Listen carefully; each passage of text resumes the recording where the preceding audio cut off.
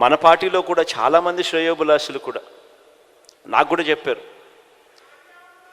పోయేదేముంది, ఆయన చెప్తా ఉన్నాడు, సాధ్యం కాదని తెలిసిన ఆయన చెప్తా ఉన్నాడు, మనం కూడా చెప్దాము, పోయేదేముంది, ఎన్నికలు అయిపోతాయి, మన సంగతి మనం చూస్తామని చెప్పి చాలామంది నాతో కూడా అన్నారు.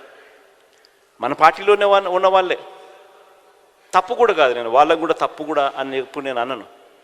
ఎందుకంటే వాళ్ళు చంద్రబాబు నాయుడు ఒకవైపున అబద్ధాలు ఆడుతూ ఉన్నాడు, కాదు సాధ్యమని తెలిసినా కూడా మోసం చేస్తూ ఉన్నాడు.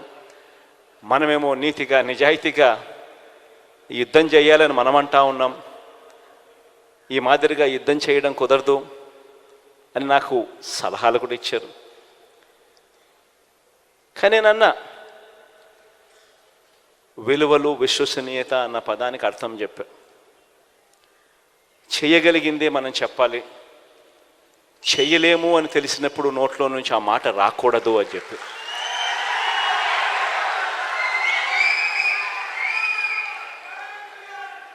ఆ తర్వాత మనం చెప్పలేకపోయాం.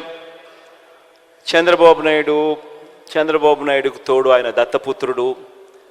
దత్తపుత్రుడికి తోడు అప్పట్లో కేంద్రంలో కూడా మోడీ గారి గాలి కూడా వీస్తూ ఉన్నది. ఆయన కూడా వీళ్ళతో భాగస్వాముడైనాడు. అందరూ కలిసి ప్రజలను మొత్తానికైతే గొప్పగా మోసం చేశారు. మోసం చేసి అధికారంలోకి వచ్చారు. వచ్చిన తర్వాత మేనిఫెస్టో అన్నది కనపడకుండా చెత్తబుట్టలోకి వెళ్ళిపోయింది. మేనిఫెస్టో ఎక్కడ ఉంది అని కనీసం వెబ్సైట్లలో వెతుకుతే వెబ్సైట్లలో కూడా మేనిఫెస్టో కనిపించుకోకుండా చేశారు. ఎక్కడా కూడా ఎన్నికలప్పుడు మేము ఇది చెప్పాము, ఇలా చెప్పినాం కాబట్టి ఇది మేము చేస్తున్నాము అని చేయలేకపోగా, క్యాడర్ కనీసం గ్రామాలలో ఇళ్లకు వెళ్ళి కూడా చెప్పుకోలేని పరిస్థితి. చివరికి ఏం జరిగింది? మోసం ఎప్పుడూ నిలబడదు.